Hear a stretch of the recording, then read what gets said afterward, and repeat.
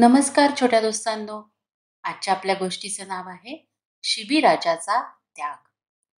आपल्याला शिबीराजाचं नाव माहीतच आहे.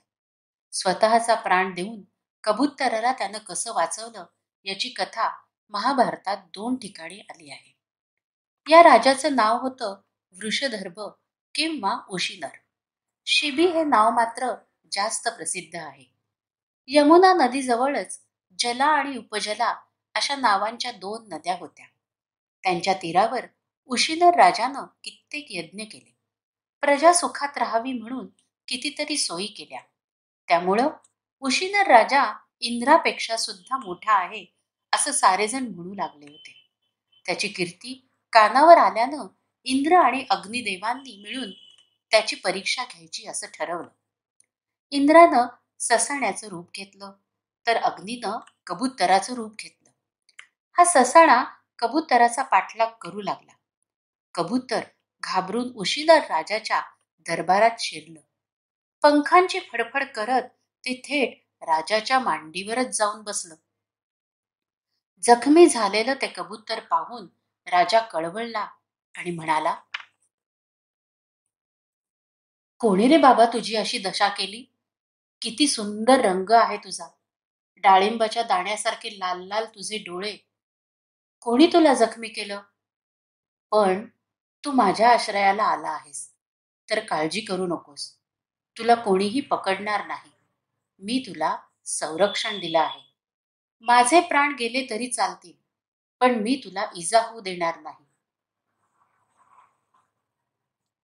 राजाचं हे बोलणं संपतं न संपतं तोवर ससाणा झपाट्यानं राजाच्या दरबारात शिरला. तो राजाला म्हणाला, राजा, हे कबूतर माझं भक्ष्य आहे. मी पाठलाग करून त्याला पकडलं. आता ते माझं अन्न आहे. मी बऱ्याच काळापासून उपाशी आहे. त्यामुळे मला जगण्यासाठी अन्न मिळवलंच पाहिजे. मी मरण पावलो तर माझ्यावर अवलंबून असणारी माझी पिलंही मरतील. एका कबुतराला वाचवण्याच्या खटपटीत तुझ्यामुळं जास्त पक्षी प्राण गमावतील. म्हणून भलता आग्रह न धरता तू या कबुतराला माझ्या स्वाधीन कर. ससाण्याचं बोलणं ऐकून उशिनर राजा विचारात पडला. कारण ससाण्याची बाजू योग्यच होती. काहीतरी उपाय काढावा म्हणून राजा ससाण्याला म्हणाला, या कबुतराला तर मी अभय दिलं आहे, त्यामुळे माझा शब्दही मला पाळलाच पाहिजे. या कबुतराऐवजी मी तुला दुसरं काही भक्ष्य दिलं तर चालेल का? हे ऐकल्यावर ससाणा रागवून म्हणाला, राजा, मला इतर प्राणी पक्षाचं मांस नको. मी स्वतः मिळवलेलंच अन्न खाणार. या क्षुल्लक कबुतराबद्दल तुला एवढं प्रेम वाटत असेल तर त्याच्या मांसा इतकंच स्वतःचं मांस मला दे.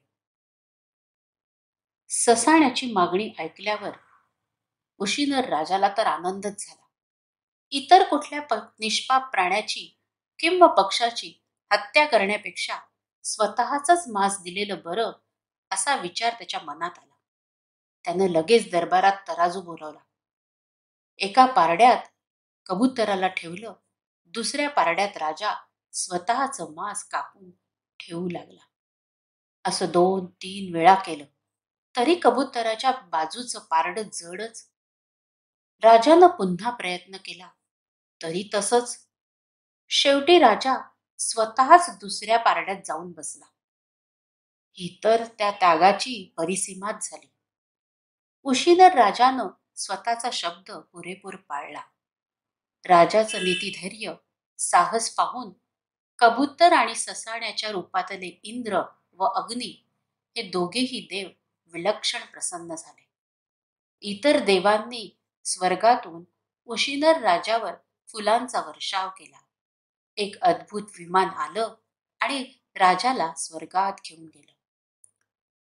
अशी ही शिबी राजाची अजरामर कथा. कुणी मदत मागायला आलंच तर मागं पुढं न बघता आपलं जीवन अर्पण करायला राजा तयार होतो, आणि तेही एखाद्या पक्षासाठी सुद्धा. हे अद्भुतच नाही का? चला तर मग भेटूया एका नवीन गोष्टीसह. तोपर्यंत हसा, खेळा, मजा करा आणि महत्वाचं म्हणजे प्रज्ञा मावशीच्या गोष्टी ऐकत राहा. टाटा.